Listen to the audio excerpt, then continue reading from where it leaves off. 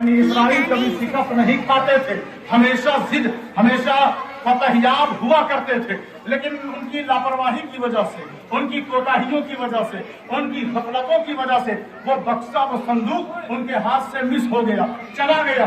پھر وہ پریشان ہوئے، اس دور کے ایک نبی کے پاس پہنچتے ہیں کہ اب ہم کیا کریں، ذرا ہماری رہنمائی فرمائیں۔ وہ صندوق تو ہمارے ہاتھ سے چلا گیا۔ یاد رکھیں، اللہ تعالیٰ جو نعمت دیتا ہے اس کی حفاظت کرنا مسلمانوں پر فرض ہے، واجب ہے۔ اس نعمت کی حفاظت نہیں جو کرتا، اللہ تعالیٰ اسے ذلیل کر دیتا ہے۔ عزت تو اسی بندے کو ملتی ہے کہ جو اللہ کے آثار یعنی انبیاء کرام، اولیاء اعظام کی عزت و تکریم کرتا ہے۔ جب بنی اسرائیل کو یہ خدشہ لاحق ہوا، بے چینی ہوئی کہ اب ہم کریں کیا، ہماری گردن تو ظالم و جابر کے پنجے میں آ چکی ہے، اب ہم کیسے اسے آزاد کرائیں؟ تو اللہ کے نبی جو اس دور کے تھے، اللہ نے وحی کی، ایسا ہے کہ ان سے کہو کہ ان کے اندر ایک بڑا ہی غریب شخص رہتا ہے، ہاتھ میں اس کے کچھ ہے نہیں، کوئی بڑے خاندان کا نہیں ہے، اسے کہو کہ اٹھا کر اسے اپنا امام بنا لے، اپنا رہنما بنا لے، اپنا لیڈر بنا لے۔ یاد رکھیں، ووٹنگ کے لیے پیسہ بانٹا جاتا ہے، اپنے اقتدار کو حاصل کرنے کے لیے لوگوں کے ایمان اور ضمیر کو خریدا جاتا ہے۔ اس دور کی یہ سیاسی اور الیکشن کا معاملہ تھا کہ جب طالوت کا اللہ نے انتخاب کیا کہ طالوت کو لے کر آؤ، لوگوں نے کہا یہ غریب ہے، لوگوں نے کہا یہ کمزور ہے، لوگوں نے کہا اس کا خاندان کوئی حیثیت نہیں رکھتا۔ اللہ نے کہا میں جسے چن لیتا ہوں وہی بڑا ہو جاتا ہے، میں جسے چن لیتا ہوں وہی بڑا ہو جاتا ہے۔ تو پھر حضرت طالوت کا انتخاب ہوا اور اللہ نے کہا پریشان مت ہو، تم طالوت کو جب چن لو گے وہ تابوت سکینہ میں خود تمہارے پاس پہنچا دوں گا۔ فرشتوں کو اللہ نے بھیجا، ان آیت ملکہ ان یاتیکم التابوت فیہ سکینۃ من ربکم وبقیۃ مما ترک آل موسی وآل ہارون تحملہ الملائکہ۔ حضرت محترم وہ تابوت سکینہ لے کر تحملہ الملائکہ، فرشتے اپنے سروں پر اٹھا کر آ رہے ہیں، فرشتے اپنے سروں پر اٹھا کر آ رہے ہیں۔ بنی اسرائیلی چوراہے پر کھڑے ہو کر انتظار کر رہے ہیں۔ ارے میں تمہیں بتانا چاہتا ہوں کہ قرآن میں بھی جلوس محمدی کے بارے میں کیسے اللہ نے بیان کیا ہے۔ وہاں بکسا ہے اور سر کس کا؟ فرشتوں کا، مولویوں کا نہیں، فرشتوں کا سر، جن کا ایک ایک وجود طہارت والا ہے، مقدس ہے، پاکیزہ ہے۔ صندوق کے اندر موسیٰ کا جوتا ہے، صندوق کے اندر موسیٰ کا جوتا ہے، صندوق کے اندر موسیٰ کی چھڑی ہے، اور وہ بکسے کے اندر، اور سر ہے فرشتوں کا، سر ہے فرشتوں کا۔ ارے جب نبی کا جوتا فرشتے اپنے سر پر اٹھا کر آئے، بنی اسرائیلی کھڑے ہو کر انتظار کرے جب جوتے کے لیے فرشتوں کا سر اور بنی اسرائیلی کی آمد اور جلوس نکالا جا سکتا ہے، تو نبی آخر الزمان جو موسیٰ کا بھی امام ہے، آدم کا بھی سردار ہے، جہاں سارے انبیاء دست بستہ کھڑے ہوں، اس مصلح امامت پر اگر کوئی کھڑا ہوتا ہے تو وہی جس کا آپ جلوس نکال رہے ہیں۔ تو وہاں پر بنی اسرائیلیوں نے موسیٰ کے جوتا اور ان کے عصا کے استقبال میں جلوس نکالا تھا۔ یہاں ہم نبی کے غلام حضور کی آمد پر، حضور کی پیدائش کے موقع پر ہم نے جلوس نکالا تو برا کیوں لگ گیا؟ یا تو قرآن کا یہ قصہ نکال یا تو جلوس محمدی کو مان۔ یہ جلوس محمدی صلی اللہ علیہ وسلم ہے۔ جب میرے نبی نا ہجرت کر کے مدینے کو روانہ ہوئے، صحابہ کرام ابو بکر صدیق بھی ان کے ساتھ ہیں، تو تمام مدینے کے لوگ کھڑے ہیں، انتظار کر رہے ہیں۔ بچیاں گیت گا رہی ہیں، جو ان کے انداز میں استقبال اور خوشی کے موقع پر جو گیت ان کے پاس تھا وہ گا رہی ہیں، اور تمام مدینے کے لوگ کھڑے ہو کر انتظار کر رہے ہیں۔ یہی تو جلوس ہے، یہی تو جلوس ہے۔ سب کے سب کھڑے ہیں، نبی آئے مکہ سے مدینہ، سب استقبال میں کھڑے ہو گئے۔ ہم بھی اسی لیے کھڑے ہو گئے کہ اس جو گزری ہے شب 3:50 پر غالباً میرے نبی کی پیدائش ہوئی ہے، میرے نبی کی آمد ہوئی ہے۔ ارے تمہیں میلاد کیا سمجھ میں آئے گا؟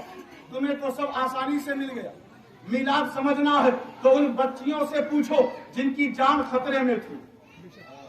मिलाद पूछना है तो उन जानवरों से पूछो जो सूखे की वजह से मर रहे थे। मिलाद जानना है तो उन बेवाओं से पूछो कि जिनको मार दिया जा रहा था, जलीलो रुस्वा किया जा रहा था। अगर मिलाद जानना हो तो उन माओं से पूछो कि जिनके बच्चे खुद उन्हें ले जाकर बाजारों में बेच दिया करते थे। मिलाद जानना हो तो इन सब को छोड़ो, खाने काबा से पूछो।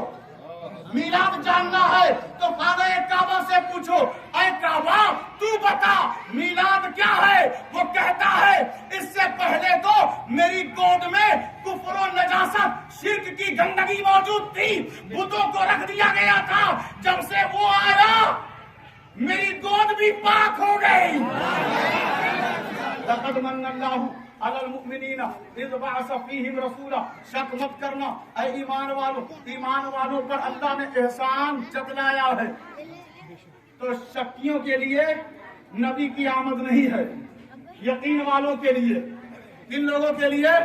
यकीन वालों के लिए। कहा लक़द, शक मत करना, मन्नल्लाहु, अल्लाह ने एहसान जतलाया, अलल मुमिनीना, ईमान वालों पर। अब झगड़ा ही खत्म हो गया कि अब ईमान वाला अलल मुमिनीना में उसी का नाम लिखा जाएगा जो उनके आने से खुश होता है, जो उनके आने से एहसान मंद है, जो झुटला देता है, जो कहता है उनके आने से क्या मिला, उनका जाना भी तो है।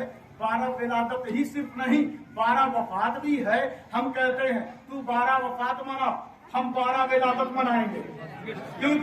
क्योंकि वफात से नमाज नहीं मिली है, वफात से रोजा नहीं मिला है, वफात से हज नहीं मिला है, वफात से दीन का कानून नहीं मिला है, वफात से कुरान की आयत नहीं मिली है, वफात से काबा की तहारत और तक़द्दुस हासिल नहीं हुआ है, वफात से सजदा नहीं मिला है, वफात से कोई इबादत का रुकन नहीं मिला है। वफात से कुछ नहीं मिला, जो भी मिला है विलादत से मिला है, आमद से मिला है। वो आए तो हमें हराम का शऊर हो गया, वो आए तो हलाल का पता चल गया, वो आए तो हमें जन्नत और दोज़ख का इल्म हो गया, वो आए तो अल्लाह की उलूहियत और यकताई का शऊर हो गया, वो आए तो उसकी रजा का मजा मिल गया, वो आए तो जन्नत की बहार का एहसास होने लगा, वो आए तो हमें पता चला बच्चों को कैसे पालना है, वो आए तो हमें मालूम हुआ माँ के कदम के नीचे जन्नत है, वो आए तो हमें पता चला बाप जन्नत का दरवाजा है, वो आए तो पता चला कि ईमान किसे कहते हैं, कुफ्र किसे कहते हैं, मोमिन किसे कहते हैं, काफिर किसे कहते हैं। अगर वो ना आते तो इंसान नहीं बनता, जानवर रहता। अरे उनके आने से सिर्फ मुसलमानों पर ही नहीं, सारी इंसानियत पर जरूरी है कि उनके मीलाद का जश्न मनाता रहे। अलल मोमिनीना। अच्छा देखें, बहुत तेजी के साथ इस तरह की जगह और महफिल में बहुत देर तक बोलना भी मुनासिब नहीं रहता। वैसे तो ये माहौल आप लोगों का लब्बैक या रसूल अल्लाह वाला है, मातम वाला तो है नहीं कि आपका मूड खराब हो जाएगा और आप ठंडे हो जाएंगे। ये महफिल तो ऐसी है नहीं, ये महफिल ऐसी है कि ईमान की गर्मी हमेशा बरकरार रहे। इसी महफिल की वजह से हमने हुसैन आजम से मोहब्बत करना सीख लिया, इसी महफिल की वजह से हमने औलिया किराम की ताज़ीम को जान लिया, इसी महफिल की वजह से सहाबाए किराम की इज्जत व तकरीम हम करने लगे। ये महफिल रसूल है, ये हमारी महफिल थोड़ी है या किसी और की महफिल नहीं है, ये रसूलुल्लाह की महफिल है। ये रसूल हुआ क्या कि जब सारे अंबिया किसी और खानदान में आए, एक नबी का खानदान चेंज हो गया, तो सारे अंबिया के गुलामों ने कहा हम इनको नहीं मानेंगे क्योंकि ये हमारे खानदान के नहीं। तो जो नफरत और हसद की पट्टी रहती है ना, वो हकीकत की तरफ बढ़ने नहीं देती, सच्चाई और सदाकत को तस्लीम करने नहीं देती। तो अल्लाह ने कहा अलल मुमिनीना, खुश होगा वही जो मोमिन होगा, खुश होगा वही जो मोमिन होगा। तो अब देखें ईमान वाले होते कौन है? कहा या अय्युहल्लज़ीना आमनुत्तकुल्लाह व कूनू मअस सादिकीन, ऐ ईमान वालो अल्लाह से डरो और सच्चों के साथ हो जाओ। अल्लाह ईमान वाले कौन? जो अल्लाह से डरते हैं और सिर्फ डरते ही नहीं, सच्चों के साथ भी रहते हैं। सच्चाई के साथ नहीं, सच्चों के साथ। नमाज सच्चाई है, روزہ سچائی ہے، تلاوت سچائی ہے، عبادت سچائی ہے، زیارت کعبہ سچائی ہے، کلمہ سچائی ہے، لیکن قرآن کہہ رہا ہے سچوں کے ساتھ رہنا۔ ابو بکر صدیق سچے ہیں، فاروق اعظم سچے ہیں، عثمان غنی سچے ہیں، مولا علی سچے ہیں، امام حسین سچے ہیں، عبد القادر جیلانی سچے ہیں، غریب نواز سچے ہیں، خواجہ قطب الدین سچے ہیں، بابا فرید سچے ہیں، محبوب الہی سچے ہیں، حضرت سراج الدین اولیاء سچے ہیں، شیخ علاء الحق قندوی سچے ہیں، مخدوم حسام الحق مانی پوری سچے ہیں، سید شاہ فتح محمد الہ آبادی سچے ہیں، ابو الغوث گرم دیوان سچے ہیں۔ یہی وجہ ہے کہ ہم اپنے ایمان اور تقوی کی حفاظت کرنے کے لیے ہمیشہ سچوں کا دامن تھامے رہتے ہیں، عرسوں میں جا کر بتاتے ہیں کہ ہمارا رشتہ پروردگار ایمان والوں سے ہے، بے ایمانوں سے نہیں ہے۔ ان الصلاۃ کانت علی المؤمنین کتابا موقوتا، بے شک یہ نماز ایمان والوں پر فکس ٹائم میں فرض کی گئی ہے۔ اب نماز جس کا دل کرے نا وہ پڑھتا ہے، لیکن نماز قبول کس کی ہوتی ہے اس کو سمجھنے کی ضرورت۔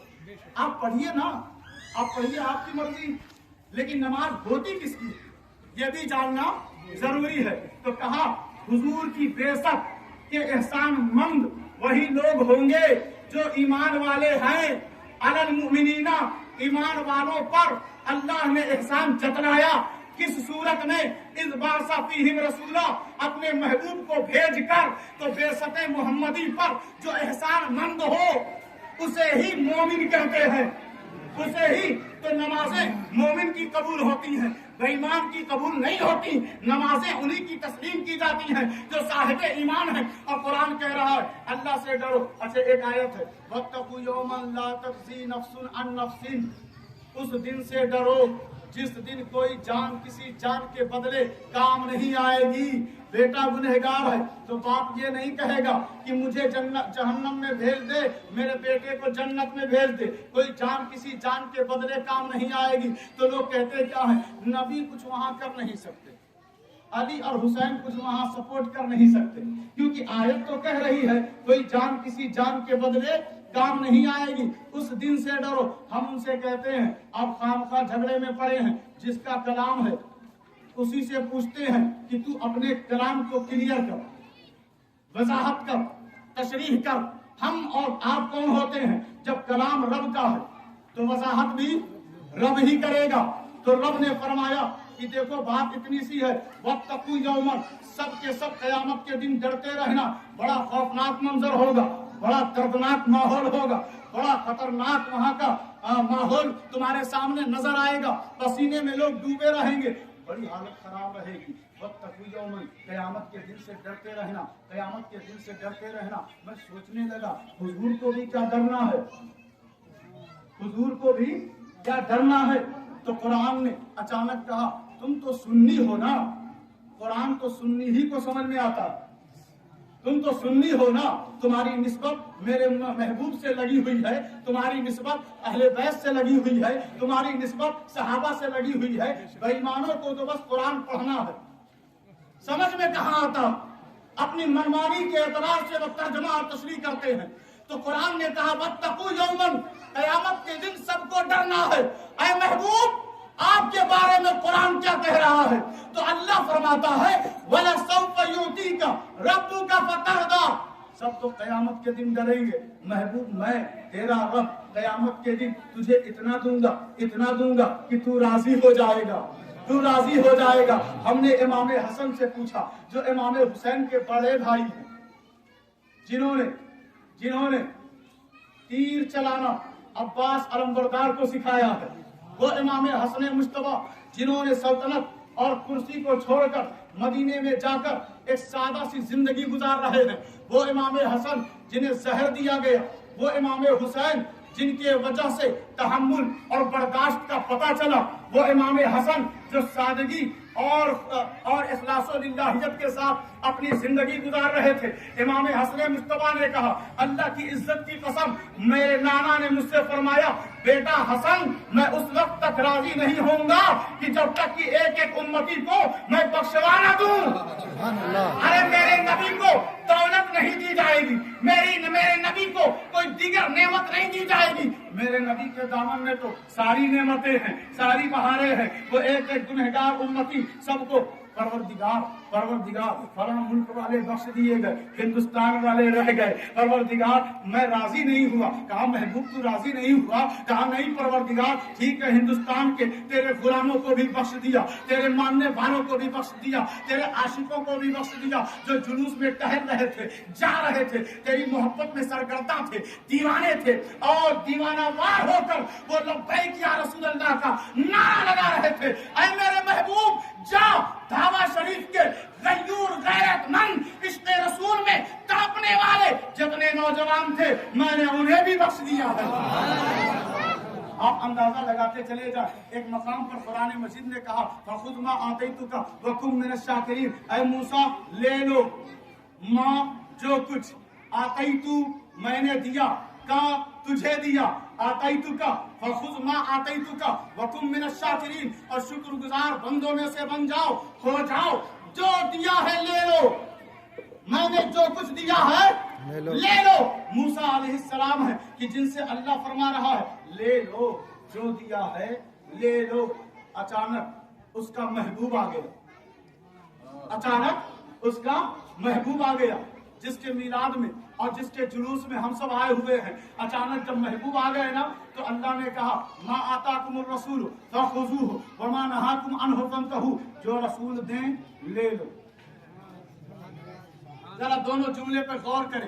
ایک نبی سے اللہ فرما رہا ہے تم لے لو جو کچھ میں نے تمہیں دیا ہے. ہمارے نبی سے اللہ فرما رہا ہے کہ آپ جو کچھ یہ دیں لے لو. لوگ کہتے ہیں ہم تو مانگیں گے ہی نہیں, مانگنا ہی غلط ہے, مانگنا ہی شرک ہے. اور قرآن کہہ رہا ہے جو دیں لے لو. تو ہم قرآن کی بات مانیں یا ان کی بات مانیں؟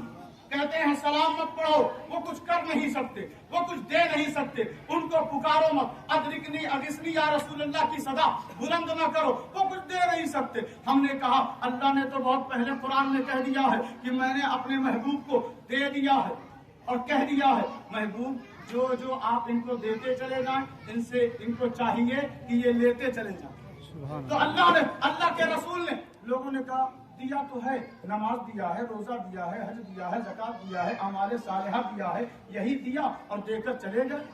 وضو دیا دے کر چلے گئے. ہم نے ان سے کہا یہاں مطلقاً عطا کی بات ہو رہی ہے, یہاں کسی عبادت کی خاص طور پر نام لے کر فکس نہیں کیا گیا. کہا ما آتاکم الرسول, ما یہاں عمومیت کے لیے ہے, پھر تو خاص کیوں کرتا ہے؟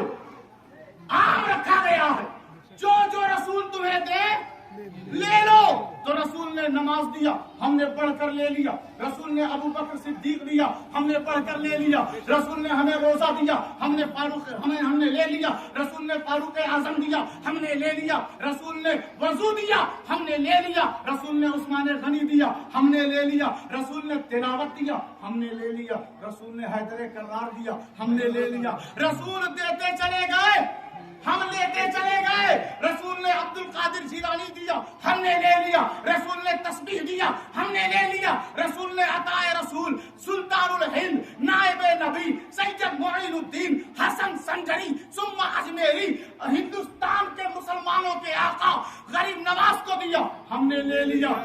ہم لیتے چلے گئے, وہ دیتے چلے گئے. اب وہ لینے کی انتہا اور دینے کی انتہا دیکھو کہ وہ دنیا میں دیتے رہے, ہم لیتے رہے. وہ قبر میں آ کے دیتے رہے, ہم لیتے رہے. وہ میدان محشر میں دیتے رہے, ہم لیتے رہے. ارے ان کی عطا پر کبھی انگلی مت اٹھانا, تمہاری نسلیں مٹ جائیں گی, ان کی عطا نہیں مٹ سکتی.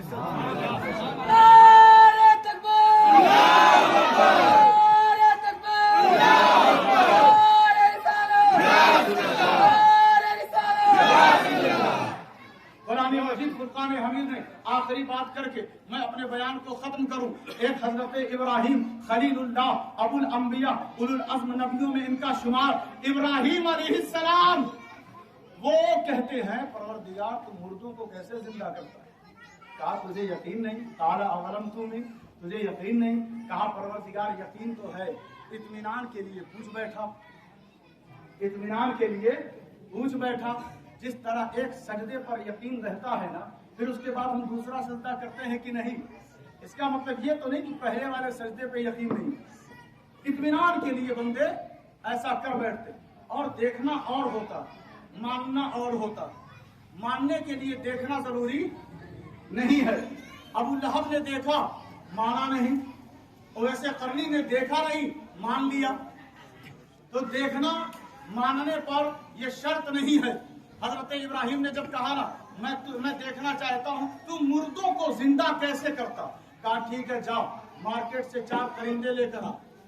4 परिंदे, कहा ठीक है परवरदिगार। हजरत इब्राहिम गए, 4 परिंदों को लिया, मोर मुर्ग कबूतर कौवा 4 परिंदों को लिया, लेकर आए, दाना दिया, पानी दिया, खिलाते पिलाते रहे। दोनों के दरमियान उन्स पैदा हो गया, लगाव पैदा हो गया, एक दूसरे का दिल दूसरे से करीब हो गया।